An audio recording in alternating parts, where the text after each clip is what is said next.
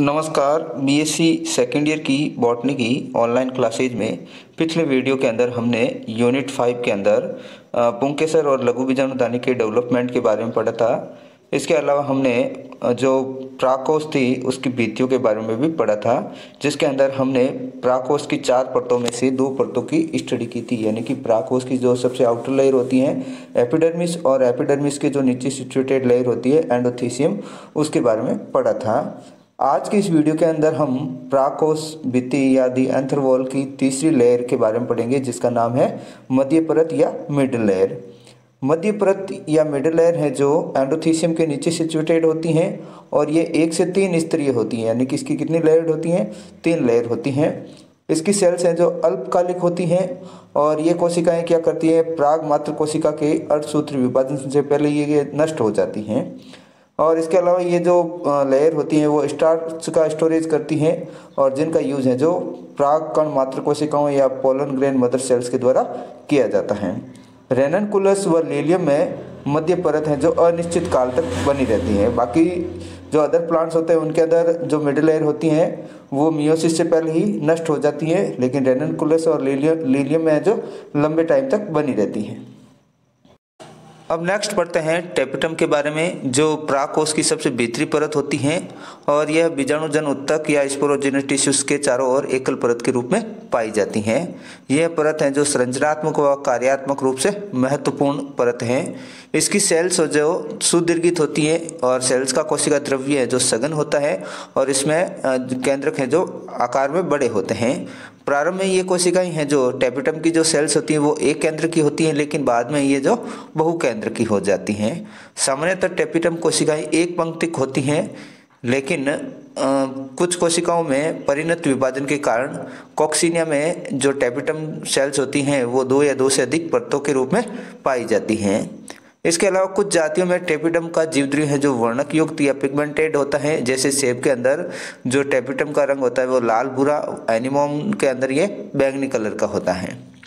अब जो टेपिटम का डेवलपमेंट होता है वो किससे होता है? तो टेपिटम का डेवलपमेंट है जो प्राथमिक भित्तीय कोशिकाओं से होता है और ये जो लेयर होती हैं समांगी कोशिकाओं से बनी होती हैं।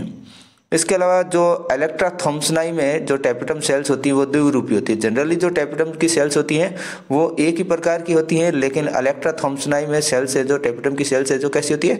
द्विरूपी होती है। इसमें 2 प्रकार की टेपिटम होती है, सी टेपिटम और पी टेपिटम। सी टेपिटम का मतलब होता है कि टेपिटम की वे सेल्स जो संयोजी उत्तक की ओर उपस्थित होती हैं वो सी टेपिटम कहलाती है और इसकी सेल्स हैं जो साइज में बड़ी होती हैं। पी टेपिटम का मतलब होता है कि वे कोशिकाएं जो प्राकोष की परिधि की ओर उपस्थित होती है उनको क्या बोलते हैं? अपन पी टेपिटम बोलते हैं और इनका विकास है जो द्वितीय परत से होता है। पी फॉर पेरिफेरल टेपिटम या परिधि टेपिटम, सी फॉर कनेक्टिव या फिर संयोजी टेपिटम। तो संयोजी टेपिटम की जो सेल्स होती है वो बड़ी होती हैं, जबकि पेरिफेरल टेपिटम की है जो सेल्स हैं जो छोटी होती हैं और ये किस तरफ सिचुएटेड होती है? परिधि की तरफ। तो इलेक्ट्रा थॉम्सनाई के अंदर टेपिटम कैसी सेल्स कैसी होती है? द्विरूपी होती है। आपके सामने स्क्रीन पर इलेक्ट्रा थॉम्सनाई के अंदर जो द्विरूपी टेपिटम है उसका डायग्राम दे रखा है। तो इसके अंदर जो पी टेपिटम है वो कनेक्टिव टिश्यूज की ओर सिचुएटेड है, जबकि सी टेपिटम है जो पी टेपिटम है जो पेरिफेरल होती हैं, जबकि सी टेपिटम है जो कनेक्टिव टिश्यूज की ओर सिचुएटेड होती है। और ये इनकी जो अगर सेल्स की साइज देखें तो पी टेपिटम की सेल्स की तुलना में सी टेपिटम की सेल्स हैं जो आकार में बड़ी होती हैं और इन दोनों के बीच में जो एक लोक्यूल पाई जाती है जिसके अंदर पोलन ग्रेन सिचुएटेड रहते हैं। जो मैच्योर टेपिटम सेल्स होती है वो मल्टीन्यूक्लिएटेड होती हैं, लेकिन ऑर्किड व कुकुरबिटेसी कुल के सदस्यों में टेपिटम कोशिकाएं सदैव हैं जो एक केंद्र की होती हैं। अब नेक्स्ट पढ़ते हैं टेपिटम के प्रकार या टाइप्स ऑफ टेपिटम। तो टेपिटम के अंदर पाए जाने वाले यानी कि टेपिटम की आकार, संरचना और कार्य के आधार पर टेपिटम है जो 2 प्रकार की होती है, अमीबॉइड टेपिटम और ग्लैंडुलर टेपिटम। तो सबसे पहले अपन पढ़ते हैं अमीबीय या प्लाज्मोडियल टेपिटम। तो इस टेपिटम की जो आंतरिक व अरीय कोशिका भित्तियां जो जल अपघटनीय एंजाइमों के प्रभाव से जल्द ही टूट जाती हैं और इनका जीवद्रव्य क्या करता है? फिर लघु बीजाणुधानी में प्रवेश कर जाता है। तो इस प्रकार की टेपिटम की सेल्स जो आंतरिक और अरीय सेल्स होती है उनकी सेल वॉल का क्या होता है, हाइड्रोलाइटिक एंजाइम्स के द्वारा अपघटन हो जाता है और जिसके कारण ये ब्रेक डाउन होती हैं। और जो इनका जीवद्रव्य होता है वो किसके अंदर चला जाता है, लघु बीजाणुधानियों के अंदर चला जाता है। फिर क्या होता है, जीवद्रव्य संगलित होकर टेपिटल पेरिप्लाज्मोडियम बनाता है। क्या बनाता है ये, टेपिटल पेरिप्लाज्मोडियम बनाता है, जो कार्य की रूप से सक्रिय संरचना होती हैं और ये क्या करती हैं, वृद्धिशील परागकणों को पोषण प्रदान करने का कार्य करती हैं। जैसे अलिस्मा, टाइफा, ट्रेडिस्केंसिया व अनेक एकबीजपत्री पौधों के अंदर जो टेपिटम होती हैं वो अमीबीय प्रकार की होती हैं। नेक्स्ट अपन दूसरी टाइप की टेपिटम है जिसका नाम स्त्रावी या ग्रंथिल टेपिटम, सेक्रेटरी और ग्लैंडुलर टेपिटम। तो इस टेपिटम की जो सेल्स होती हैं परागकोश में परागकणों का विकास पूर्ण होने तक मध्य परत से जुड़ी रहती हैं। उसमें तो क्या था कि जो सेल वॉल होती है ब्रेक डाउन हो जाती थी और जल्दी सेल्स है जो टूटकर यानी कि बीजाणुधानियों के अंदर चली जाती थी। लेकिन इसकी जो सेल्स होती है जब तक परागकणों का डेवलपमेंट पूर्ण कंप्लीट नहीं होता तब तक ये क्या करती है, मिडिल एज से जुड़ी रहती हैं।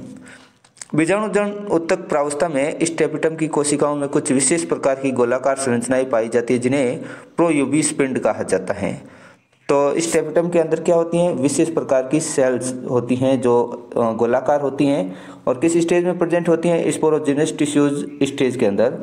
और इन गोलाकार संरचनाओं को क्या नाम दिया, प्रोयूबिस पिंड या प्रोयूबिस बॉडी कहा जाता है। और इस अवस्था में टेपिटम भित्ति बहुत पतली होती हैं। जब बीजाणु मात्र कोशिकाओं में मियोसिस होता है तो उसके साथ ही टेपिटम की कोशिका भित्ति भी मोटी हो जाती हैं और इनके कोशिका द्रव्य में राइबोसोम और प्रोयूबिस पिंडों की संख्या बढ़ जाती है। अब क्या होता है कि जो परागकणों का विकास होने पर प्रोयूबिस पिंड है जो क्या करती हैं, टेपिटम कोशिकाओं से किस में ट्रांसफर हो जाती हैं, लघु बीजाणुधानियों में ट्रांसफर हो जाती हैं। फिर क्या होता है, लघु बीजाणुधानियों में जो प्रोयूबिस पिंड उपस्थित होता है उसके ऊपर स्पोरोपोलेनिन का जमाव हो जाता है। अब जो प्रोयूबिस है वो किस में कन्वर्ट हो जाती हैं, यूबिस पिंड के अंदर कन्वर्ट होती हैं। तो जो गोलाकार संरचनाएं होती हैं वो टेपिटम के अंदर किस फॉर्म में प्रेजेंट रहते हैं, प्रोयूबिस पिंड के अंदर। और जिन ये लघु बीजाणुधानी में आते हैं तो इनके ऊपर किसका डिपोजिशन होता है, स्पोरोपोलेनिन का डिपोजिशन होने के कारण प्रोयूबिस पिंड किस में कन्वर्ट हो जाता है, यूबिस पिंड के अंदर कन्वर्ट हो जाता है। और ये यूबिस पिंड किस में हेल्प करता है, परागकणों के बाह्य चोल या एक्साइन के निर्माण में हेल्प करता है।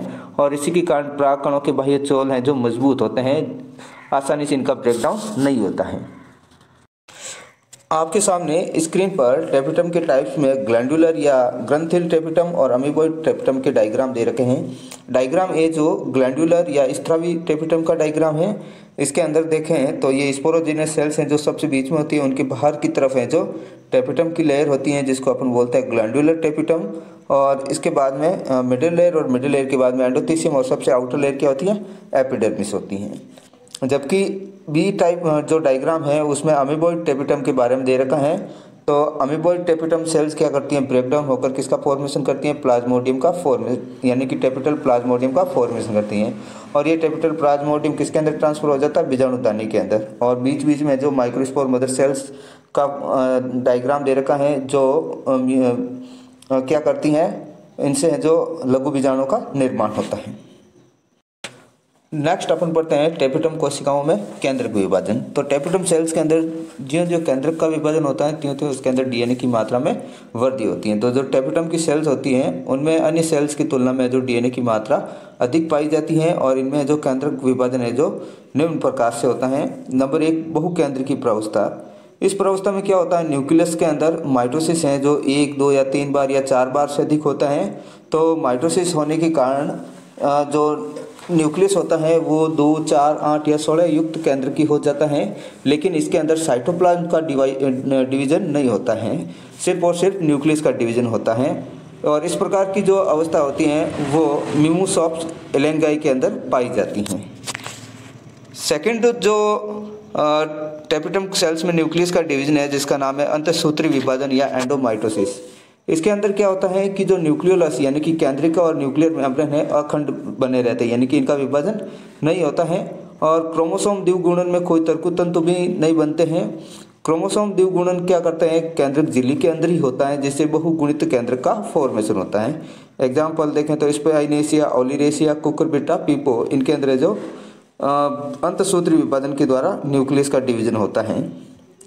थर्ड जो है वो है प्रत्यानयन केंद्रकों का निर्माण या फॉर्मेशन ऑफ रेस्टिट्यूशन न्यूक्लियाई। तो इसमें क्या होता है कि न्यूक्लियस डिवीजन के दौरान पश्चावस्था तक क्रोमोसोम का विभाजन है जो सामान्य होता है, परंतु इसके बाद में क्या होता है कि क्रोमोसोम के पृथक न होने के कारण चतुर्गुणित केंद्रक बन जाता है। जनरली तो क्या होता है कि क्रोमोसोम एक दूसरे से सेपरेट हो जाते हैं, लेकिन इनमें है जो सेपरेट नहीं होते हैं तो टेट्राप्लॉइड न्यूक्लियस का फॉर्मेशन हो जाता है, जिसे प्रत्यनयन केंद्रक कहते हैं।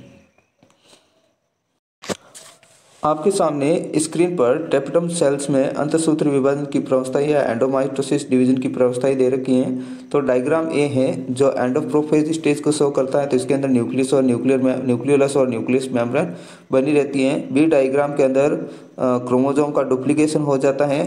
और फिर क्या होता है, सी डायग्राम है जो एंडो एनाफेज स्टेज को शो करती हैं। फिर डी डायग्राम के अंदर भी न्यूक्लियस और न्यूक्लियोलस और न्यूक्लियर मेम्ब्रेन है जो बने रहते हैं, लेकिन इसमें क्या होता है, उसमें क्रोमोसोम द्विगुणन है या क्रोमोसोम डुप्लीकेशन है जो केंद्रक झिल्ली के अंदर ही होता है। तो इस तरह से है जो टेपिटम सेल्स के अंदर न्यूक्लियस का डिवीजन होता है। अब जो आपकी स्क्रीन पर नेक्स्ट जो डायग्राम दे रखा है वो टेपिटम की सेल्स में प्रत्यनयन केंद्रकों का निर्माण कैसे होता है। तो डायग्राम ए है जो एक टेपिटल सेल्स है और उसके अंदर है जो न्यूक्लियस और न्यूक्लियस के अंदर क्रोमोसोम सिचुएटेड रहते हैं। फिर एनापेज तक तो इनके अंदर क्रोमोसोम का डिवीजन है जो सामान्य रूप से होता है, लेकिन फिर इनके बाद में क्या होता है कि क्रोमोसोम है जो एक दूसरे से सेपरेट नहीं हो पाते हैं। तो इस तरह से टेपिटल सेल्स के अंदर है जो एक चतुर्गुणित केंद्रक का निर्माण हो जाता है, जिसे रेस्टिट्यूशन न्यूक्लियस या प्रत्यनयन केंद्रक कहा जाता है।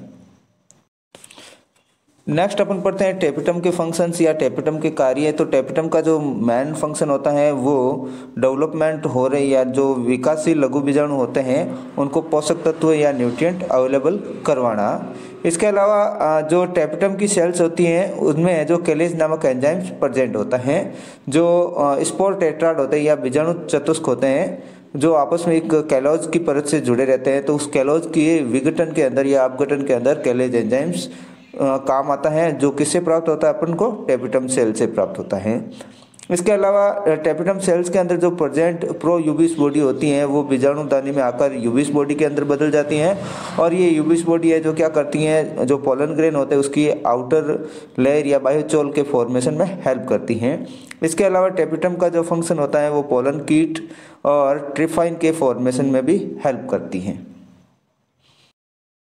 नेक्स्ट जो आपकी स्क्रीन पर डायग्राम दे रखा है वो परिपक्व परागकोश की अनुप्रस्थ काट का है।